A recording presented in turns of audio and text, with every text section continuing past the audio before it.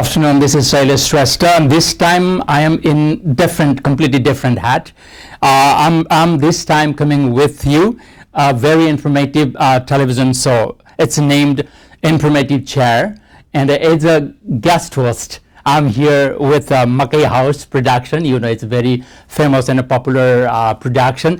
And this time I have a special guest. Very timely, we are here to talk about the immigration policy and so many other things. Welcome to the show, Mr. Gehi.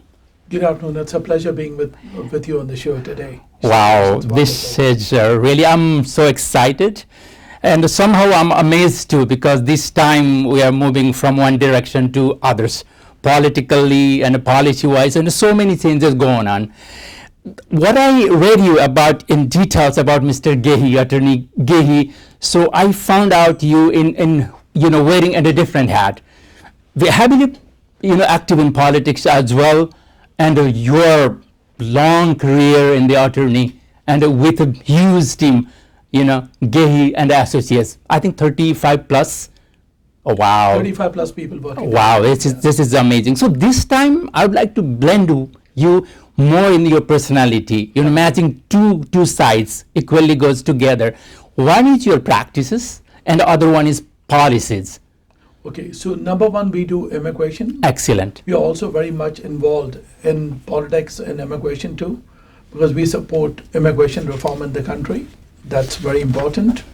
And besides immigration, we do divorces and matrimonial law. Okay.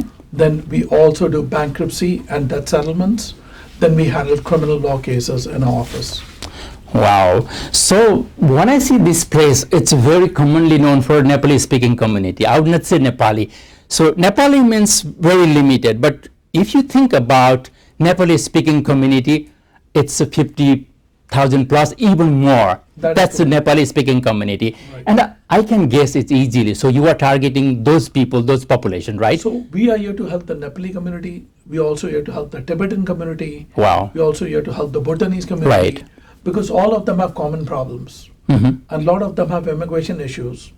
And immigration is one of the hottest button right now on the incoming president's agenda. Right. Joe Biden really wants to bring up about immigration reform, and that is going to have a huge impact on the Nepali community, on the Tibetan community, right, as well as on the Bhutanese community. Wow, that's excellent. One line I repeatedly read about you.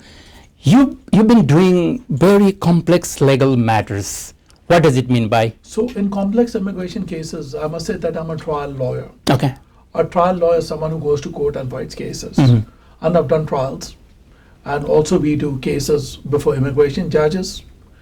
We handle cases before the Board of Immigration Appeals. Okay. And above all, we handle cases in federal court, and not many lawyers do federal court cases in immigration, and our law firm does it, and I'm a federal lawyer too. Wow. In that situation, you are a little above than the regular attorney who works in general matters of immigration, right? I think there are very few lawyers in the community who do it, and I'm proud that exactly I can help the community by handling federal cases. Yeah, again, I would like to reconnect what I brought in initially. You have been focused to our people, that is Nepali speaking community. So knowing that, what are your priority and how can you tell them you are better than others? Well, I would say that I don't like to tell anyone I'm better than others, especially because it's for people to judge us how good we are. And there's a saying in English that beauty lies in the eyes of the beholder. And when you actually speak to a lawyer, any lawyer, not me, right, judge him by his knowledge, judge him by his skills, ask him whether he has done trials, whether he handles complicated cases, and how big is his team in handling those types of cases. For example, in the Nepalese community, you need to make sure that when you're handling an asylum case, and if you're dealing with issues involving the Maos, right, which is very important, you have to know the law. Then if you're dealing with domestic violence cases, you have to know the law. When you're dealing with gay cases involving political asylums, you have to know the law. You have to know the case law. A good lawyer should know the case law from the back of his head. He has to know what is past persecution. He has to know what is Section 208 of the Act. Right. He has to know what the fear of future persecution means. He has to know what is credibility in asylum cases. He has to know whether exactly respondent's fear rises to the level of persecution. These are things which every good lawyer should know. And then after that, it's for the client to decide with whom he has that exact comfort level, then he should hire the law firm. Can you tell to our viewers and the Nepali-speaking community what are these ratio, success of ratio, what you have been doing in your case in general? We have a very good success rate because we handle many different kinds of immigration cases. It'd be difficult for me to ascertain a number. Right. But And percentage? Around, I would say, like 80 to 90% is something that's what. It's a proven record. We can track it. I mean, you can never track anything. I've handled 15,000 cases. Okay. 15,000 cases. But we have a great track record. And I think, we've helped a lot of people, and we do our best for everyone. And generally, I'm a very modest man. Right. I always like people judging us by what we do, rather than we telling us what we do. In general, what I understood, our people, Nepali-speaking community, I've been working 16 to 20 years as an advocate, as an activist, then now transitioning toward my work as a media person. So I have seen our people, they are so comfortable to find a person who is close to them, accessible and affordable. So how can you address this issue? Are you accessible? Are you affordable? Yes, firstly, we offer a free personal consultation. Excellent. So, and also our phone number is 718-263-5999. And we have a wonderful Nepali-speaking gentleman with us. Excellent. And you'll also get a chance to speak to him, and you can also interview him, I believe. Absolutely, we'll do later. Absolutely. Me. That's number 2. And thirdly, our fee is reasonable. And that's what I can say. We are not too expensive, we are not too cheap, but we believe in doing the best for our client. So not too expensive and not too cheap. Because when you're too cheap, the problem is, I've seen people don't do any work on those cases. And the problem with that is that people don't get the desired results because of not putting in adequate work. It's better for you to do the right thing for the client. What are the main issues you have been facing, or people are bringing towards you these days, speaking to the Nepali-speaking community to you these days? A lot of them are asylum cases that we're handling, marriage-based immigration cases, and people whose asylums have been granted and they're sponsoring their relatives, citizenships for Nepali people. Okay. Because I'm a big believer in that Nepali people should become citizens as soon as possible.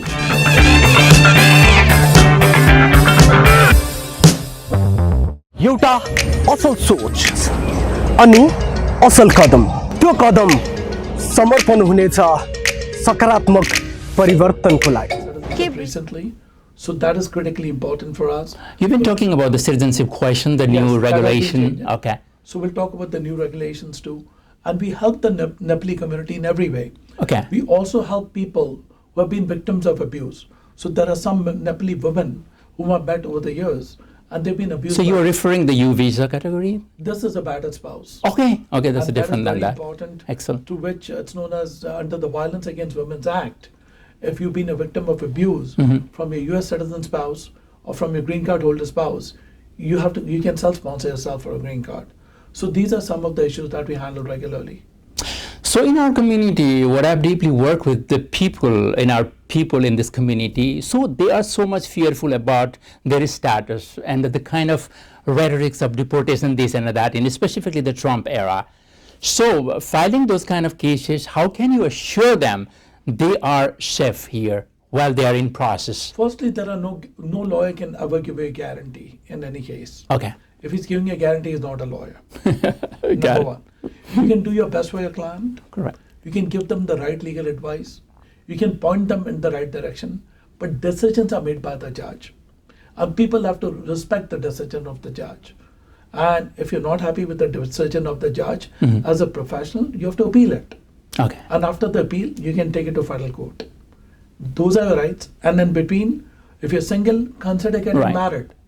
So if you applied for your asylum application, and if your asylum application is denied, in between, if you're single, get married to a citizen, you may still be able to get some kind of relief, directly, indirectly, or based under the professional waiver program. So there may be light at the end of the tunnel if you have the right guidance from the right lawyers. So if I correctly understood, so you are really expert and you are good in those practices, right? To the appeal court and going above and beyond that. We've handled many complicated cases Okay. over the years, yes.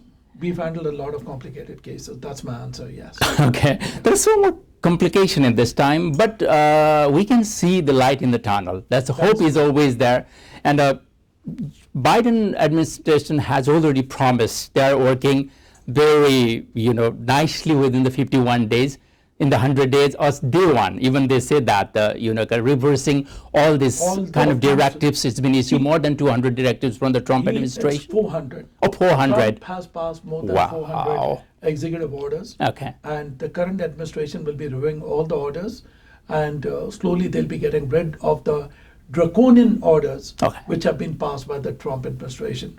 These orders, some of them are anti-immigrant. Right. And they are unbelievable.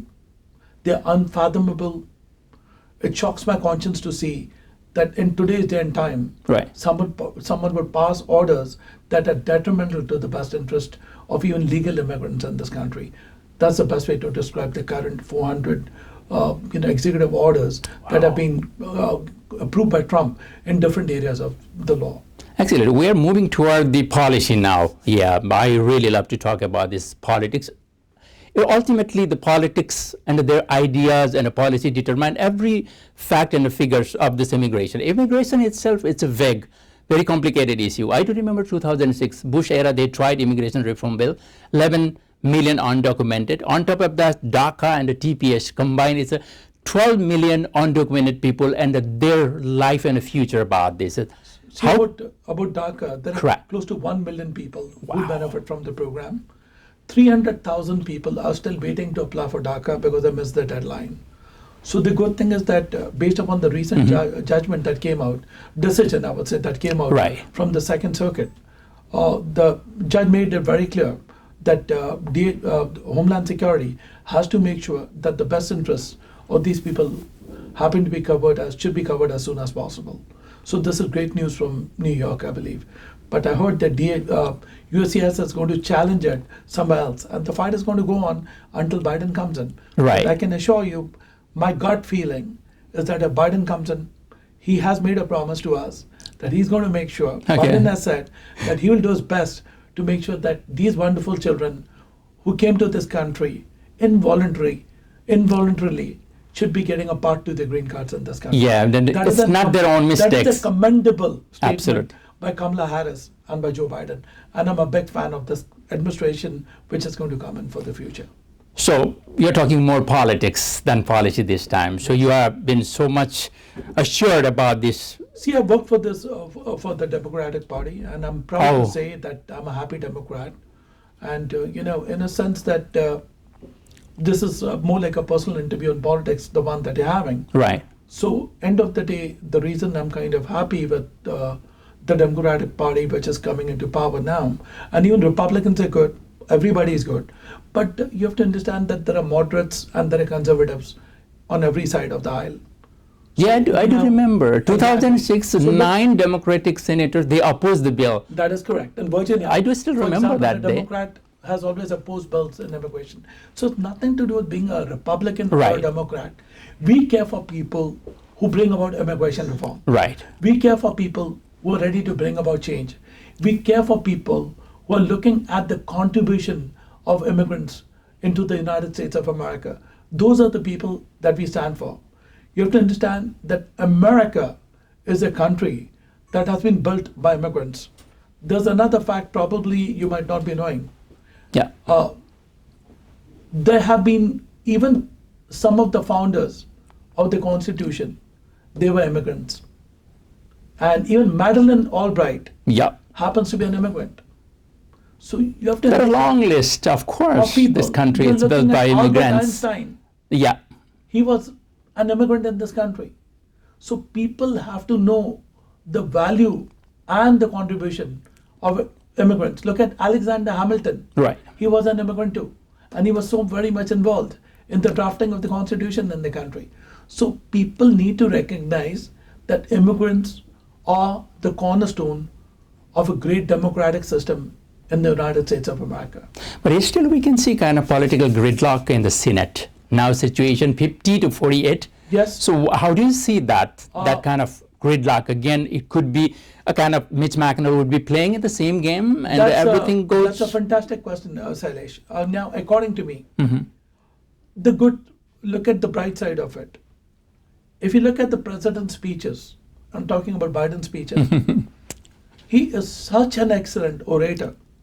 And he's a peacemaker in the White House. And even if you look at Republicans, they love Biden. Because Biden is the only man who can bring about peace between both the parties. A good president is a good catalyst. Yeah. A good president is a good catalyst. His job is to work with both sides of the aisle and bring about a consensus in every bill, including an immigration bill, including a healthcare bill, including a gun reform bill. The job of the president is to be a negotiator. Yeah. A job of the president is to be a peacemaker between both the parties. The job of the president is to be a catalyst. And I cannot think of anyone better than Joe Biden for this job. And you need to look at the respect which Biden is commanding today, even without becoming the president. Right. From both the houses. And I'm sure I have a lot of high regard for Republicans as well as for Democrats. But what am I here for? Is for immigration reform. I want the Republicans, there are many good Republicans that I like. I'm a big fan of John McCain. Absolutely. I'm a big fan of Maverick. Kasich. John Kasich. I'm a big fan of Jeb Bush. Mm-hmm. And I'm a big fan of Paul Ryan. So these are good people too. So my question is But that they are not in the power of the politics Exactly, of the but Republican no. politics yet. the thing is that you have the Tea Party, Mm-hmm. you have people who are too conservative in the Republican Party. I'm talking about them to change the stance on immigration. I'm asking them to bend a little bit to make a better America.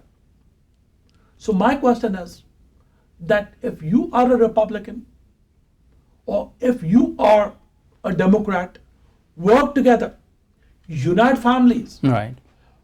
Since the past nearly 25 years, we've had the worst immigration laws from 1996. That's 24 years. Yeah. The laws have been draconian. And you're looking at a country where you're close to officially 13 million people. And I think if the numbers are accurately done, it may be more than 15 million people Yes, it who are is. undocumented in the country. And if these people are given a chance to become legal, Right. imagine the amount of money that we can get into the taxing system. They will have to pay They have the already taxes. contributed huge portion of They these have. people in one way, In not one way, having but employers will be able to hire them. right. So you're going to get employment taxes for the state, Mm-hmm. federal taxes for the state, plus you're getting the regular taxes. And also, if you plan on giving them the green card, Right. you can go for the guest worker program, wherein they have to earn their green cards in the country. And you have to pay a certain fine if you have been illegal in the country.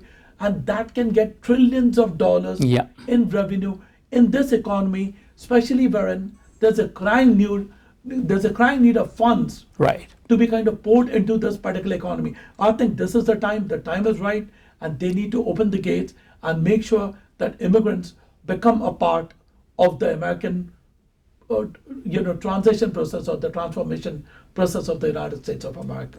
Yeah, philosophically, yes, it is. What you have described, this is the America, the melting pot. We came here with that dream in this melting pot, right? Securing our own identity. But the thing from 1996 to till now, the situation remained in the differently, right? See, you have to understand why. I would say like a couple of reasons. Some of the most draconian laws were passed in 96 during the Clinton era. Yeah. Then after that, to add fuel to fire, when George Bush came into power, he messed up immigration further because he got the special registration in place. Yeah. But then came in Obama. Obama had a clear chance to change the immigration laws in the country. Why didn't do that? Because he wanted He to was do it. so popular with hope and change, Yes, he did majority in upper house, Yes. lower He house. did not do it in the first term. That was a big mistake. He has the not first term- admitted yet, right? But- I haven't heard that. but it's a Biden reality. did. He admitted. Biden Think- said it was a mistake. And then in the second term, what they did, they started mass deportations during that time too. Yeah. And then after that, they realized the mistake. That's what I liked about the Obama administration. They admitted the mistake and they stopped it, they said. And of course, I know they did take some steps. They said, we are not going to destroy families. But the other good thing they did, they made sure that they relaxed the immigration laws and gave power to judges. Right. They told judge, you decide if you want to keep this family or destroy. So they gave the judges the power to grant people prosecutorial discretion. They give them the power to administratively close cases. Right. Judges had that freeway. And I want every immigration judge in the country to be given that leeway. Okay. Immigration judges do a fabulous job in this country. And they need to be given that leeway. And I have very high regard for most of our immigration judges. So they should be given the power. Right. And secondly, the other problem is that the Attorney General should not be interfering with the job of the Right. judges in this country. Now, that is a big problem. That's why we need That to is what was constantly happening in the This is Bush that's what era. we need, and yes. All the directive went, But this happened, the worst thing happened was during the Trump era. yeah. And because you had the previous Attorney General, what was his name? Who, Jay Johnson. not Jay Johnson, I'm talking about the first Attorney General of, what's his name, of Trump, who actually, from Alabama. Oh, Jeff Sessions. Jeff Sessions. Yeah. He messed it up very badly. And I think He's been punished. He lost his primary after that. he passed the worst and the most stringent immigration laws. He destroyed families in this country. He destroyed children from their parents. This is what has happened in the United States of America. The kids And are in case can now. you believe 600 it? plus kids are in Can the you case believe now. this? And we talk about human rights in this country. And this administration is talking about human rights. I think the good Republicans need to step up to the platter. They need to work with the Democrats. And a very high regard for some wonderful Republicans like Kasich, who's my hero still. But he's not in the power. He's not in power, but So he's Jeb Bush, now another it's a person. commentator. He's Of course, different. the late John McCain, my hero. Right. And of course, even Jeb Bush is for immigrants.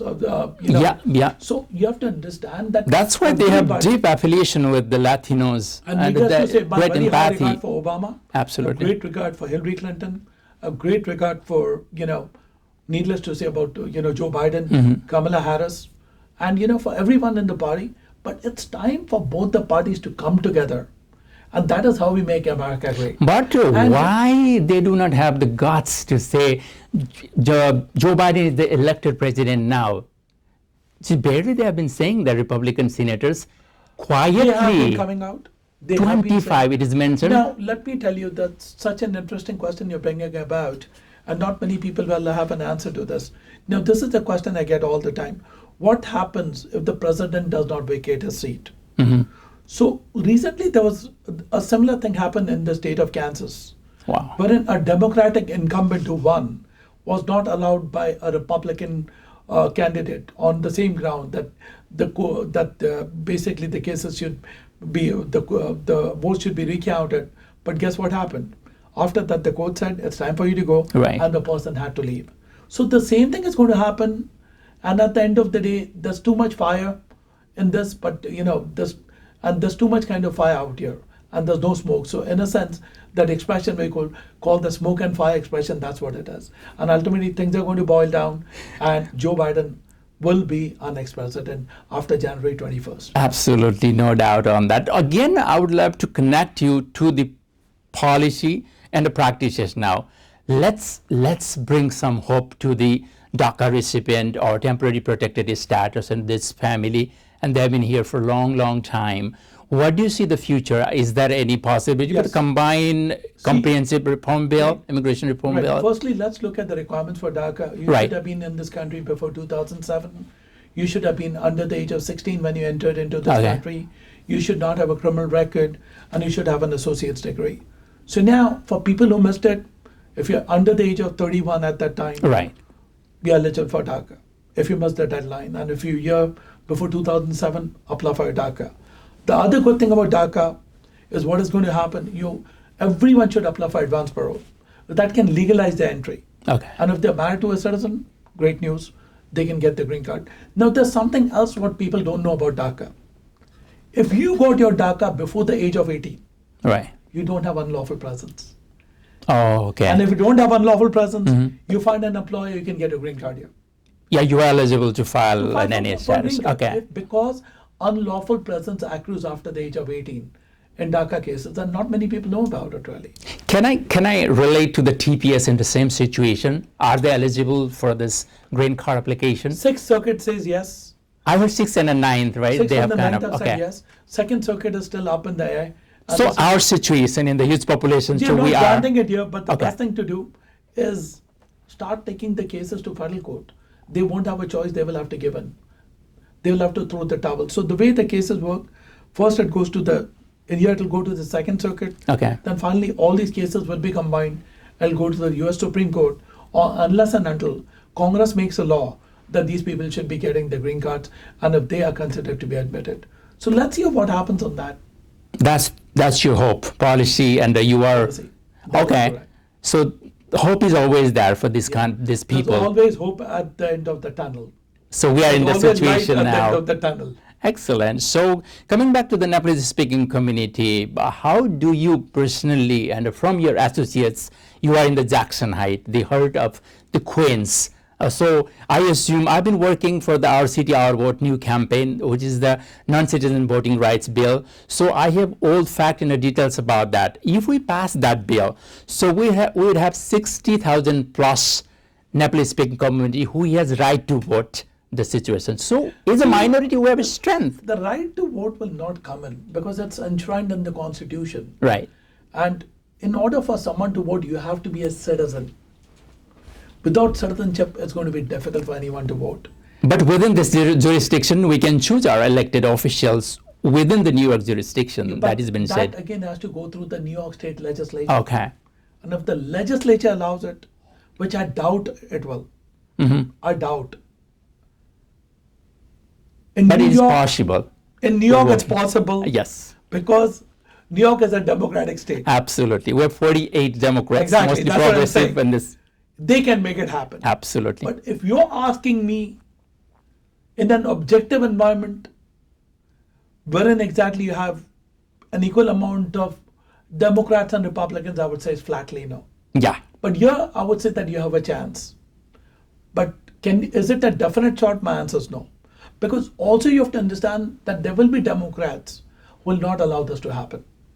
Few of them, yeah. The Yes. rejection and Exactly. opposition we have been So let's see facing what from the happens. day one. But it's a Absolutely. great start. It is a fantastic start, and leave it to our politicians to decide on that issue. Excellent. So we are at the last of our conversation, a very informative session and an informative desk about the immigration policy, and combinedly, that was I visioned you as a person. So you can be there. You are always there. So what is your message to our Nepali speaking community and population? So how can you reach them out? Right.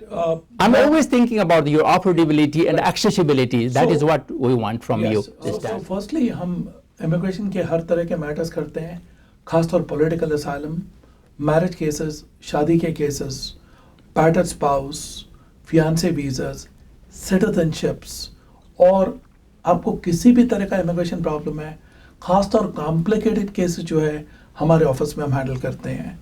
Nepali community के खासतौर जो माओवादी cases होते हैं, domestic violence cases होते हैं, guess के cases होते हैं, और असालम हुआ, क्रिमिनल इमिग्रेशन हुआ, और उसके अलावा अगर जब आपको बैंक्रप्सी फाइल करना हो, आपको कर्ज़ों की तकलीफ हो, आपको डेथ सेटलमेंट करना हो, या अगर जब आपका कोई क्रिमिनल मैटर है, उसके अलावा आपका पर्सनल इंजरी मैटर है, या आपका लेबर लॉ का कोई भी केस है, तो हर तरह के केसेस में हम हमारे नेपाली कम्युनिटी को हेल्प करते हैं.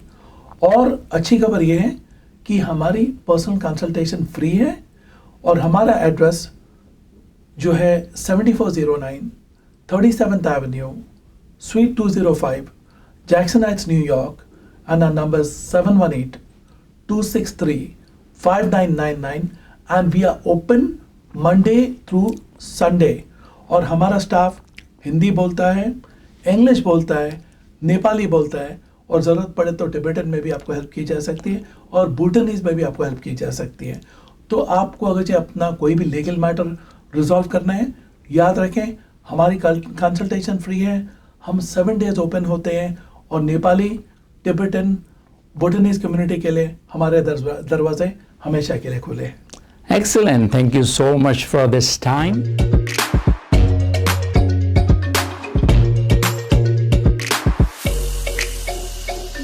This is Market House Online Television, and I was really excited. You have seen that from the beginning till now. So it was my great honor and a privilege to be here hosting this show as a guest host, and I really thank you so much for this. Conceptually, Bicky brought this idea, and I was able to conduct this special show on immigration, specifically informative chair. Thank you for watching. If you have any information, suggestion, we would love to hear always from you. Thank you so much, and have a great day. Bye-bye.